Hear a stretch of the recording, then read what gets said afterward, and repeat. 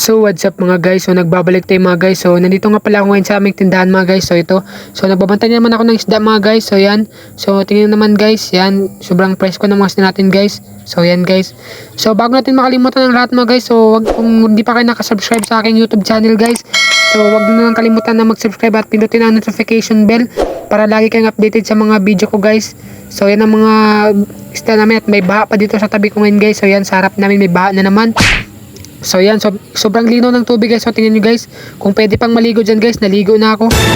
Sarap maligo guys.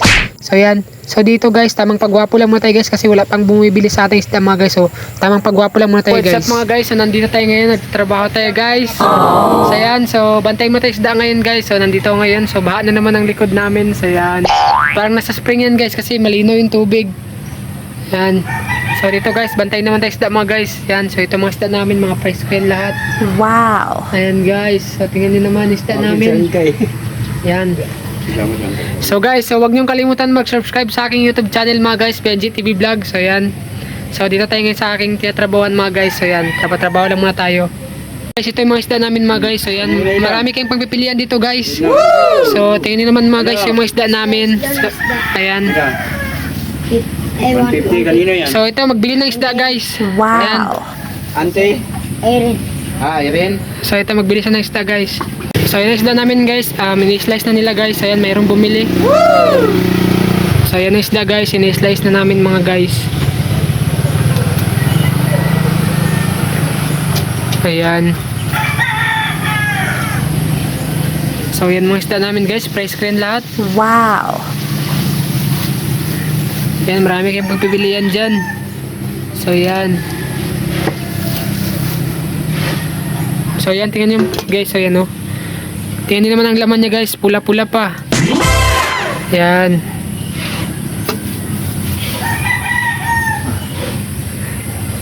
So yan guys, di tayo marunong magtingin ng kiluhan. Team na. Ayan, so tingnan nyo naman. So tingnan nyo naman mga isda namin mga guys. So malalaman mo talagang fresh ko ang isda namin guys. So ito tingnan nyo naman oh. Yan, fresh na fresh pa guys. Pulang pula pa guys sa mga laman nila mga guys. So yan. So tingnan nyo naman itong mga isda namin guys. So ito masinaw pa guys. Yan, bangus. So marami kang pagpipilian dyan guys. Meron yan oh. Yan, barilis. So yan. Marami kang pagpipilian dyan guys. Kayo nang bahalang pumili dyan. So ito balo. Yan, sword piece daw yan guys. So yan guys. So dito naman guys, tamang pagwapo na naman tayo guys, dahil wala namang bumili sa atin guys. So yan, so tamang kuwananta ng ating buhok guys, kasi wala pa tayong customer. So yan, tamang papogi lang muna tayo dito mga guys. So dito nga guys, yan, tamang papogi lang muna tayo. So dito guys, marami ngayon dito nagtatambay sa tindahan nila ito, kasi dito mas ganda magtambay guys. Yan, so maraming natatambay dito. Ano na imita niya ang kaya ko sa vlog? Ilang kilo balok sa ano yun? 180. Mga tambay ka? 200.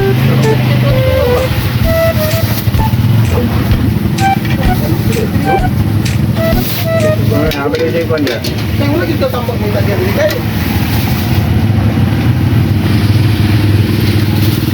Ayun boy lang.